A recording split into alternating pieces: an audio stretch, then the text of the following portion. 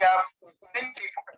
Society have forced parenting into the hands of teachers, into nannies, and into people who are not qualified to nurture our children. Because the man needs to go to work, the woman needs to go to work, and because of that, it's like you are pressed. But one thing is that, for me, it might not work for others, but for me, because of this, one of us, that is myself and my wife, one of us needs to sacrifice for the children because of this issue. My wife is a graduate, just as I am. She is a master in IT, working. And I was also working. When we had our first child, we were torn between either taking the child to early school or the mother having time for the child, because we didn't have anyone to help. I'll come back to this, but just hold on. If you think that people early to the school because they don't have time, is that the case, Gifty? Do people take their children to early school because they don't have time? I don't think they don't have time. It's not like they don't have time, but looking at like in Accra, people living in Accra, if you, let's say you work in Accra and you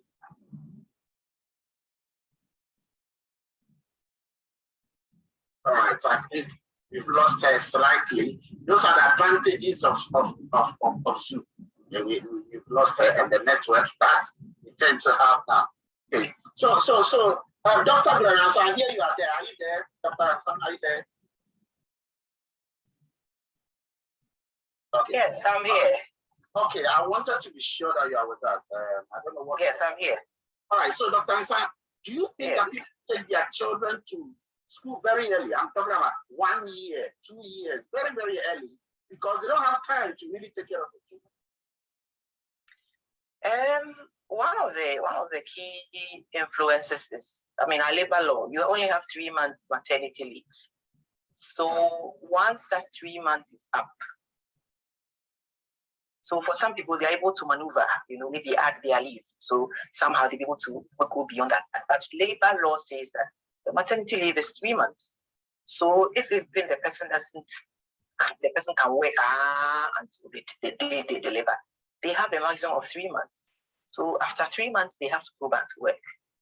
Even though the labor law also says that they can close at 12, but the traffic situation and sometimes the kind of job you do may not allow you to leave the office at 12, and there's nobody to support you. So sometimes it's not because they don't have time. They have to go to work, and these days single salary is a challenge. So that is why frequently you need them. These days most women also work as well. Impacting on the children. Do you think that is impacting on the children? Oh, definitely. Because it's quite early, and a lot of the times at 3 months you're exposing them to other children, so they are exposed to a lot of other things, infections and things from the health point of view. And I think developmentally it also reduces the amount of time that you spend with the child. At the end of the day, so when we talk about parenting, we are saying that you have a child, somebody has been giving into your care. Your responsibility is to make sure that you nurture the child to a point where they can also be independent, So a lot of things come into that, and they are also going to start a whole new family. So it's a huge responsibility that cannot be taken lightly, but a lot of other factors are coming in and pushing people to do things that may not necessarily be the best for the child. So let me come back to you, Stephen. Stephen, when do you think is the best time to have the moment of time for the child? At what age period? From what age period do you need to really have time for the child? Now you know that this time I need to pay attention to this child. And Gifty, I'll bring that question back to you. Stephen, are you there? So your microphone is off. It's off again. From day one. He said from day one. Yes. Now, when you say from day one, but we are talking about a time, a particular time you think that this time the child needs attention. You need to let your eye be on the child. The child needs attention all the time. There is no particular time. From what Dr. Ansa said, you are working all the time. Yes, you are working all the time. But once you are with the child, there is no particular time that you say, maybe from 3 to 4 p.m., I'm having time. You can do that, but a child needs your attention all the time. I'm not talking about the daily time. I'm talking about at the age of the child. At what particular age of the child that you need to really, really be conscious, overly conscious? At 2, they are terrible, but yes, because you need to watch them. When they start walking, you need to watch them because they explore. They walk around touching things. Although they will learn from interacting with the environment, it's not everything that they can interact with. You get it? So at those times, you have to be very careful with them. They can get you into trouble and then get themselves into trouble. But it is for them to explore. So if you are able to monitor, be with them, watch them, they won't go wrong, like most of the time. But you need to leave them to also explore. So as for watching them, 2 is a terrible time, very terrible. I recently met a woman with a 2-year-old. And from the interaction they were having, you could see that because she was carrying another baby who is about 5 months, and this one is at 2 years. And 2 years is a time where they explore a lot. So the woman was just screaming and all that. And you could see the child rebelling at that age. When she says, come, she will just move away. So I just sat the woman down and I told her about that age group and the things she should just encourage her to do things, not like insist that you do that or that. You give them what do you call it? You can, I don't know the word to use. When I taught her to a certain technique and she did it, the child just changed like that. And then she was saying, oh, okay. And I said, you see, if you teach them how to rebel, they will do it. Because you are always shouting, always shouting. She's exploring. Leave her to do it. And if you want her to go the other way, do it in a proper way. But don't shout because you have another pressure on you. They are also going, they need to do that. It's not because you are taking care of another child that they won't have to also explore. So you have to balance it very well. And I think you want to. Frank, I can see you are smiling. Now, well, before you come in, Steven, you remember the question? You can bring your point now. Yes, just as Sister Gifty said, at the age of 2 is a very critical age for children and for their development. So for me, at the age of 2 to 6 years, that is when children pick up a whole lot of things that they are really ready to explore and do more and learn more. So what you're saying is that from that age, they are downloading a lot of things into their mind. Exactly the point. They are downloading a lot of things. Self-awareness and everything starts at that age. Exactly. So at that critical age, parenting needs to be top-notch for them. And at that age, you need to be more careful with them. Teach them all the various, ethics you want to teach them. They will learn from that age early. And when you leave them, and just as Sister Gifty said, and you are shouting on them, what it means that you are impacting some kind of, trait in them for them to start rebelling or do things. So from that age, you start teaching them what exactly and how exactly you want them to become or live their lives, and they will learn from that. Before you come in, I want to just post something very quickly. when should sex spoken of? When should you talk about sex? And how should you talk about sex? So the upbringing of the child. And then should you have sex or romance in front of the child?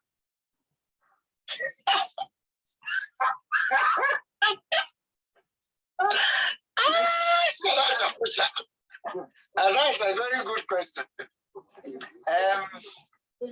You let me come in. Let me say a little about the age limits. The age from 0 to 8 years is the theta stage of the child's brain. The child research shows that at the age of 8, a child can learn almost about 32 different languages. Okay. And like we said, our parents, ourselves, our parents,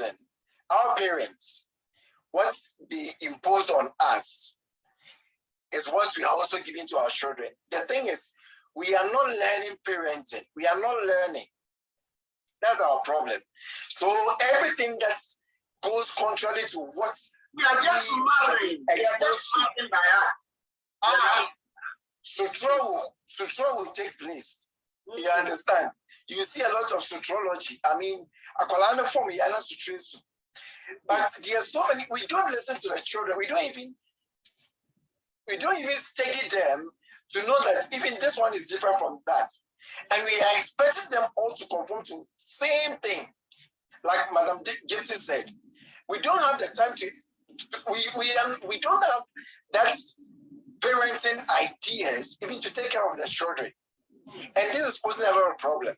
And now coming to your question, when we talk about sex to our children, last time I was watching this TikTok videos that they were saying, and can you imagine a child of almost about 1.5 years, not even to 2 years, and she was asked that what was mommy and daddy were doing? I said, no mood.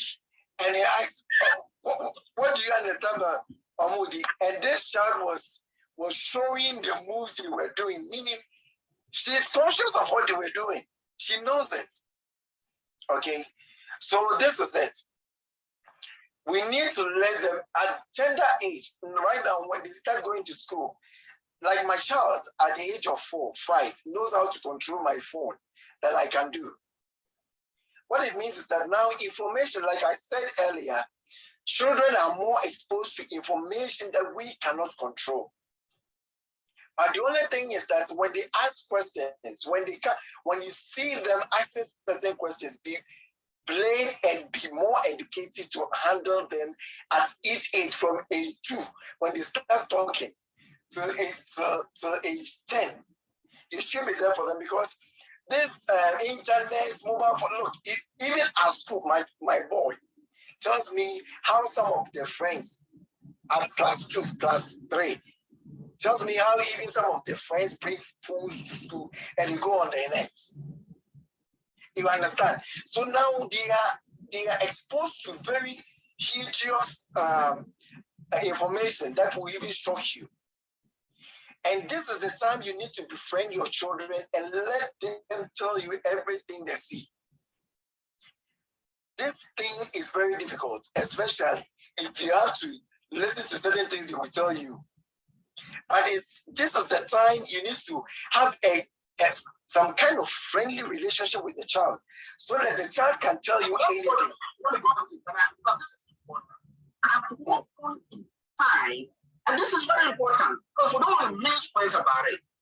At what point in time do you think the child must know vagina? The child must know penis. A child, at what point should the child know that this is vagina, this is the use of it, this is penis, the use of it, and when, at what point? And I'll come back to you, the audience, so you know for it. As early as 3 years. As early as 3 years, as KG, the child must know every part of his body. But the only thing that certain things, certain information they can't handle. Okay, But as they come and they start questioning, that mommy, what is this? Daddy, what is this?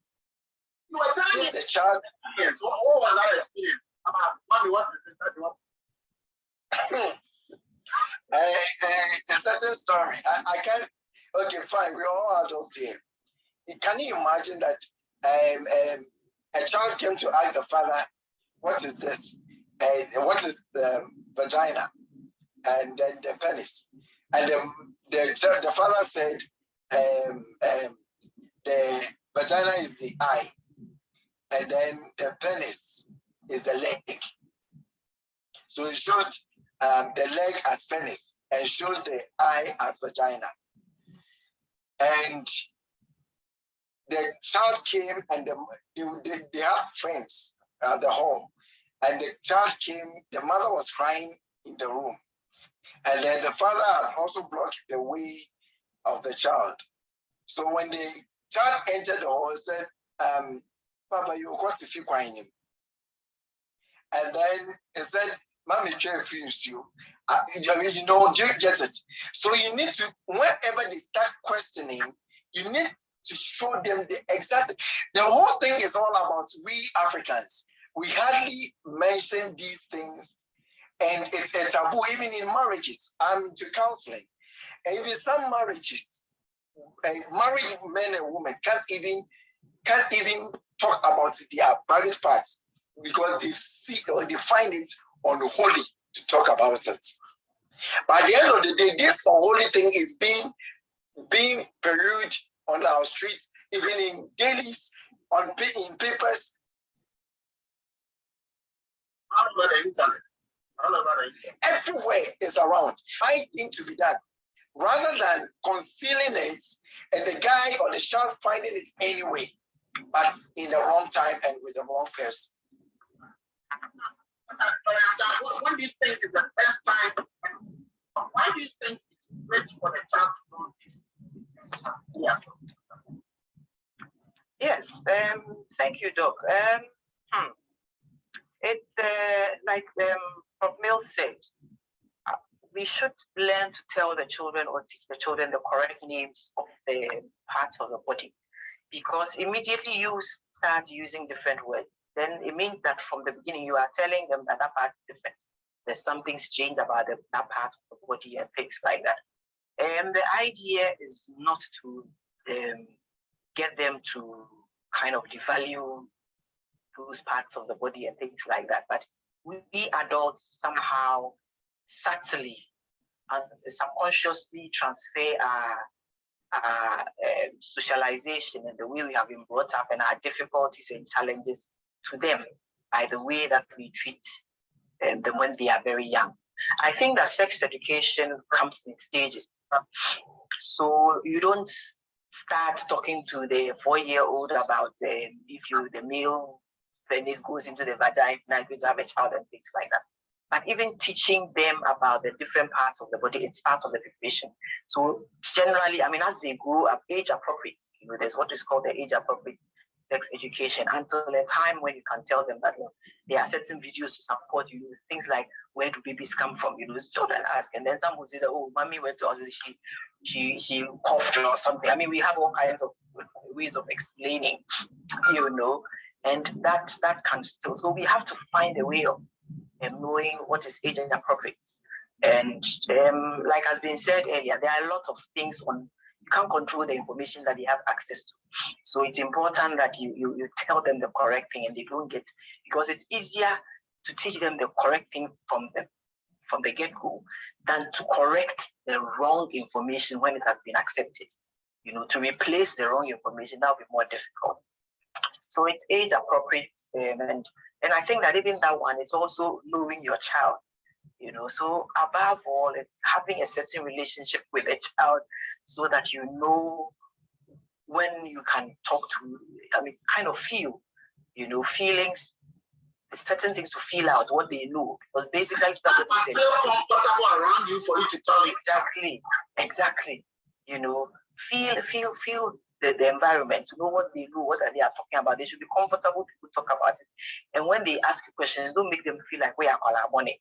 That is bad and children who ask questions like that, because if they open their mouth to ask you, please, when they ask, give the answer, because it means they are thinking about it.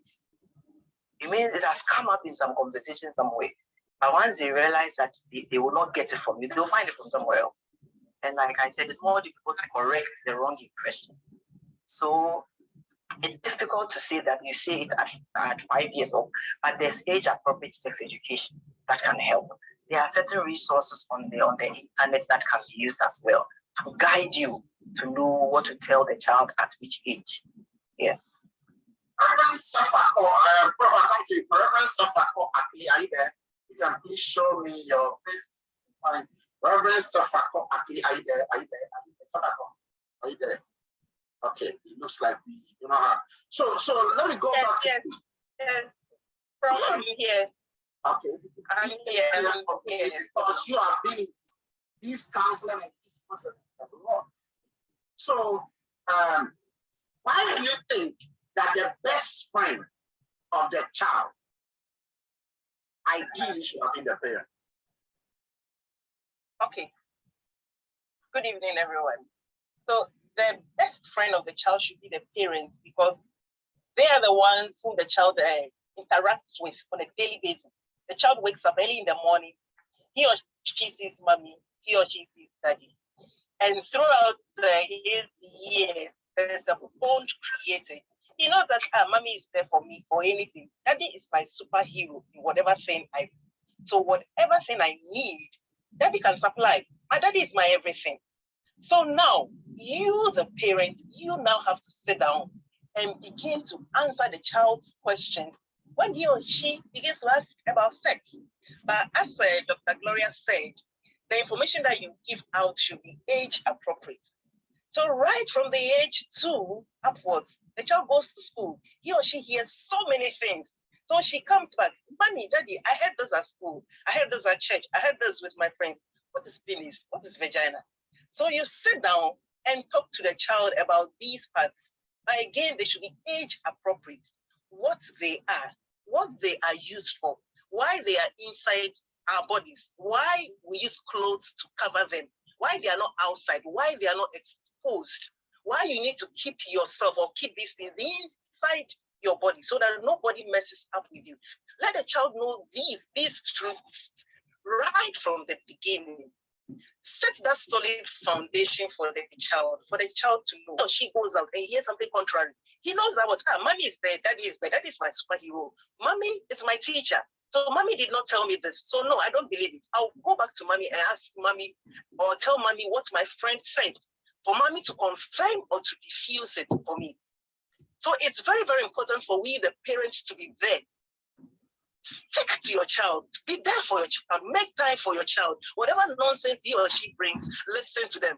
Don't come and tell them that, oh, my brother, I'm tired. Oh, go to the servants, go to the house help. No.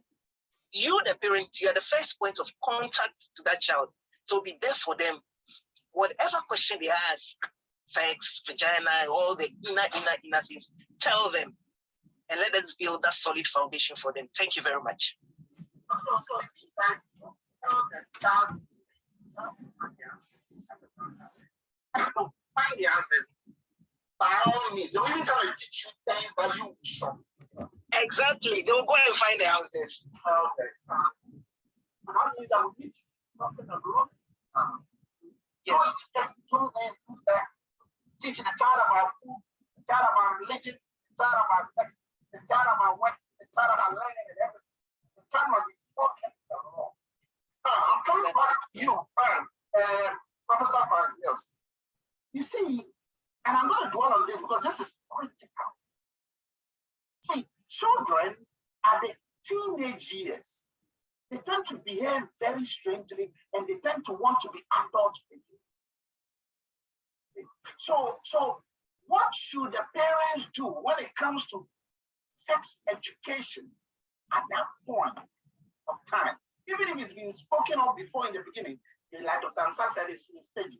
What should the parents do at that stage from 13 to 19 so that the child is stabilized, is kind of is shielded against the peer pressure that is going to be developing throughout the PHS and the SHS.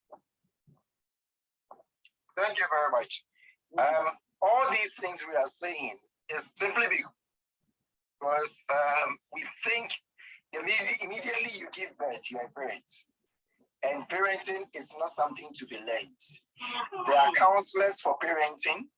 There are books on parenting. There are information on the internet about parenting that we need to learn. We need to read. We need to associate ourselves with people who are experienced and at the same time get more information about it.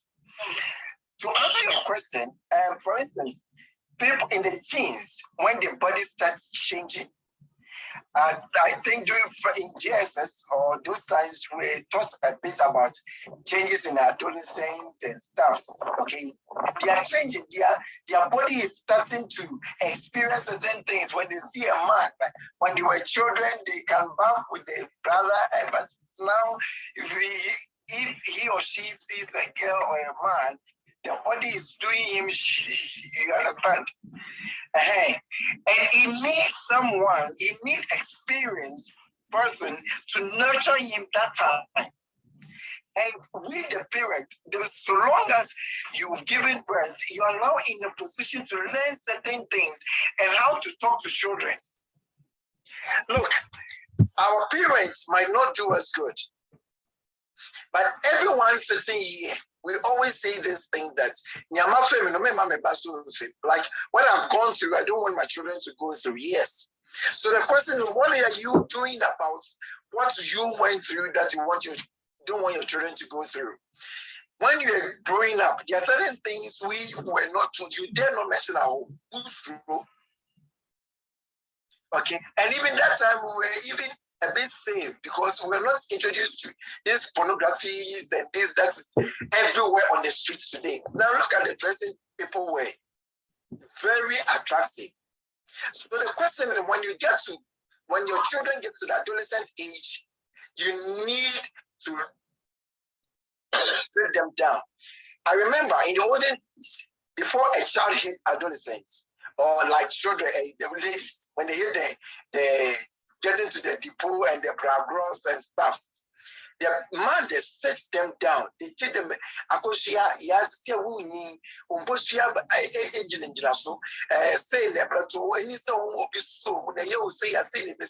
but now, because of religiosity, we don't want to talk about it.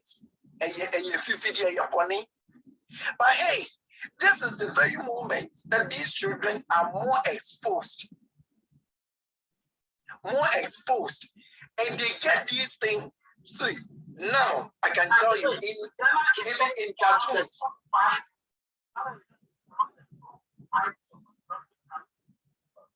So that means that a lot of top 5 in the world, among the top 5.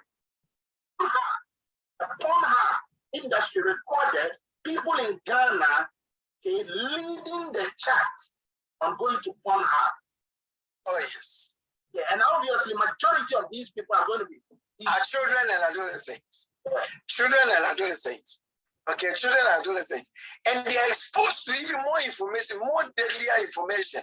For instance, this homosexuality and this homosexuals and this lesbianism and stuff are being even introduced in cartoons. The cartoons that we think our children are watching. They live straight. As I watched a certain documentary, and they were showing traits in cartoons. They see a boy and a boy kissing, a girl and a girl kissing. I mean, I love you and stuff. In cartoons. So that's where now they are channeling and preaching to children. In cartoons. So you think, oh, the children were watching cartoons, but the kind of information they are learning from the cartoons is even deadlier. So this is the time we need to be closer to our children. We need to be there for them to see that this and that are going on. I'm sorry, my light is off. I'll come back to you, Panty, for your final there. I want to just ask you this, and this is an important thing. And ladies and gentlemen, we'll look at the other side of it. This is 101. Come to 102 and all of that. 50. Given the fact that, are you there? Yes, Lord, I'm here. Okay. Given the fact that we need to have time for these children, but our jobs, based on what Dr. Ansa said, our jobs won't really allow us to have the time for these children. What do you think that parents will need to start thinking about in order to now have more time with the children? I think if parents have time freedom, not time freedom, then we can slow down on certain things. And what do you mean by time freedom here? When you are in control of, like, you are in control of what you want to do. Like, if you want to take care of your children, you need money to do that. You need money that is filling, always there. Not like you have to be there for the money to come. If we get something like that, then it gives us the freedom, time freedom to spend more time with our children. So for instance, if you are a trader or you are a nurse or whatever it is, you can, if you have time freedom, it means that you are not jumping from one job to the other, doing locums here and there, and at the end of the day, you come home tired. You can't even open your own eyes or put food in your own mouth, better attending to a child. So those are some of the things you can do to free time off for the kids. Because whatever you are toiling for is because of your kids. You want to give them a good life, you want to do this, you want to do that, but if you are at the end of the day rearing them like you rear a dog, you just leave them there and give them food, you give them whatever they are asking for. You are not showing them the way they should go. As if you're a Christian, the Bible says that train a child the way he or she should go and you will not depart from it. But if you are not available, how do you do that? So time freedom is very important in whatever we are doing. As parents, we have to these days, it appears that the weekend, see, ideally, the weekend was supposed to be our time freedom. Yeah, as my mentor said, I was in a meeting with him and somebody was late. And then he asked the person where he went, and he said he went for a funeral. And he said, you have paid for this program. You needed to be here. You free time to be here because you have paid for it. If not for anything, you've paid for it, so you should be here. And he said the neighbor lost the wife and he needed to be here. And one question he asked was, when you left, had they buried the body? He said, no, I had to pass by. He said, if they could bury the body without you, it means that you are not needed. Maybe you could have shown it in another way.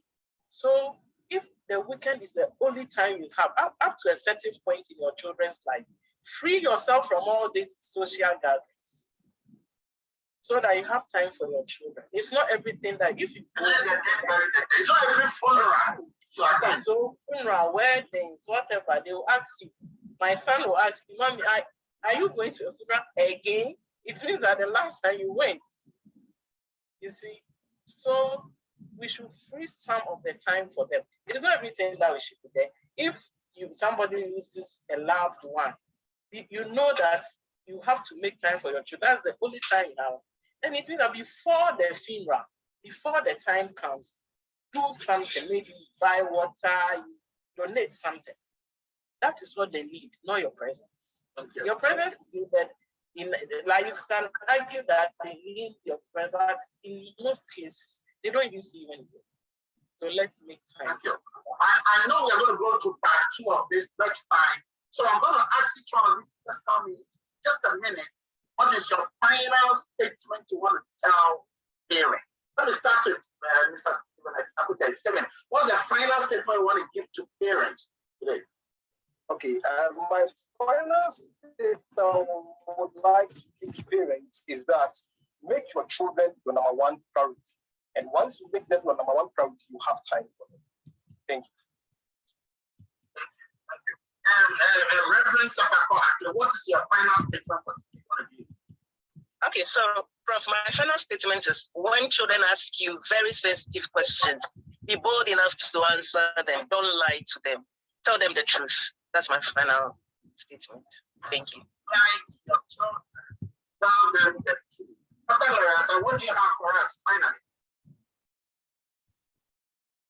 Yes, so what I would say is that parenting is an honor, and we should see it as that, and we should put the appropriate value on it. It's not an extra thing about your beyond your career, but when you are factoring in the things that you want to do, put it there as part of your career or your personal goals.